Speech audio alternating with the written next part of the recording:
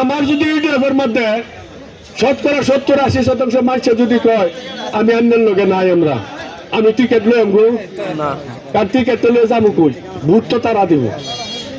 তো এই ডক্টর নজরুল ইসলামের ফুলায় মাত্র 20% কংগ্রেসি জনমতের টিকিট আনার উদ্দেশ্য রাখি, মানে তাদের উদ্দেশ্য একটাই যে টেহা 15 কোটি 20 কোটি দিয়ে টিকিট আনছি আর 20 কোটি টাকা খরচ করে লাহারগাঁ সমষ্টির মানুষের জনমত লই আনবো। কিন্তু এইবার ধরা খাইছি, এইবার মানুষ একটা কথাই চিন্তা করতেছে যে তোমার টেহা কত আছে আর লাহারগাঁ সমষ্টির ভোটারের মান সম্মান করতে না আছে।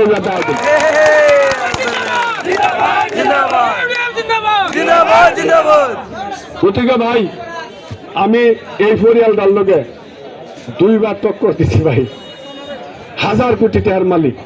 আমি তো অন্যগর মতো সাধারণ পরিয়ালের সন্তান, আত্মা বল আছে।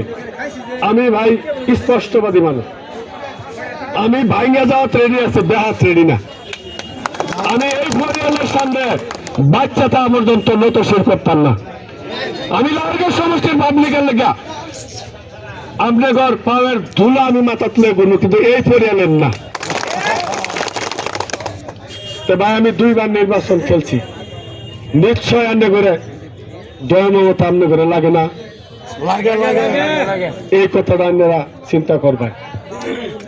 আর নির্বাচনের বেশি দিন নাই, মাত্র 9 দিন আছে। আমি আমার কর্তব্য আছিল আমনে করে সবের লোকে দেখা করার, কিন্তু সময়ের নাটনের লেগে সম্ভব হয়েছে না। গতিকে এই কামহানি আমার ওরা আইনারা এই 8-10 দিন পাবলিকের বুগলে যায়